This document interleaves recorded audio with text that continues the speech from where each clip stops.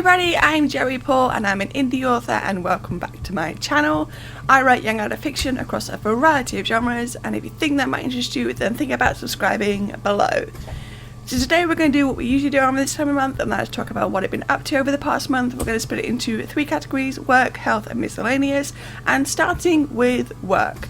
I managed 16 chapters, 64 pages and 35,886 words in March, and I was very happy with that. I managed to finish both projects this month, with Cache of Memories ending up being 4 chapters shorter than originally planned. The French Murder was the length I thought it would be.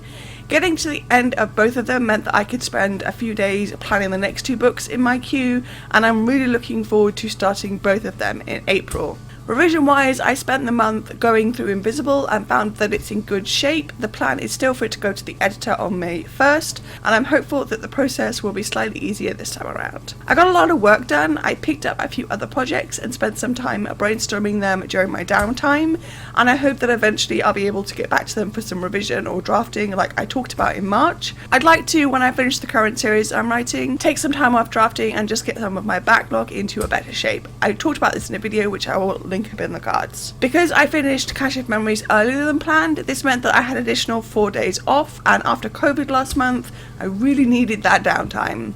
My hope is to jump into the next 2 projects for April and then spend my time working my way up to my usual amount every month. The cover for Invisible is done and I adore it. I can't wait to share it with you all in July, but if you want to get a sneak peek at it, I'll be sharing it with my newsletter in June, and you can sign up to that below. I also treated myself to a new keyboard and mouse because my old ones were getting on in age and they weren't as responsive, and I have to say that I'm loving them. I love how smooth they are. Work has been busy but also good, which is how it should be. And in health, I had MePut on the 10th and that went about as well as expected. Post-COVID, I have been struggling with headaches, but in all honesty, they were bad before COVID too. I saw my GP a couple of times and then went to the opticians, since it's been a couple of years since I had my last eye test. Big surprise, my prescription had almost doubled, so that would explain the headaches, and since I got the new glasses, I will say that things have started to ease off. Sleep has still been up and down, but things are hopefully starting to even out. We'll see if it stays that way. And then miscellaneous section. I got my hair did, so it's nice and short and purple again. I also kept up with the wheelchair walks and managed to work my way up to 5 laps at the local park.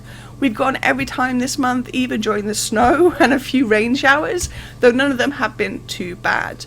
I've been really enjoying getting outside and getting to do all the laps, getting to see all the same people and the dogs and getting to say hi to them, and building back up my strength, and I'm enjoying it. So yeah, it's just a really short video this week because there's not much been going on. I have been busy with work, I have been writing, and I have been revising and all the normal stuff that I do every month, but with Cache of Memories ending up being 4 chapters shorter than I thought it would be, I also had a lot more downtime, which was needed. So what's one thing that you've done this month that you're really proud of? Let me know in the comments down below. So that's all I've got time for today. If you want to support my channel, you can comment, like or subscribe. I post new videos on Thursdays.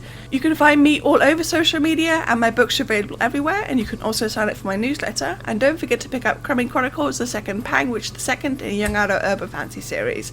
And also don't forget to grab a ticket for the city in Birmingham in July, where I will be signing books. All the links for which are listed below. Thanks for watching, and remember to keep writing. Bye.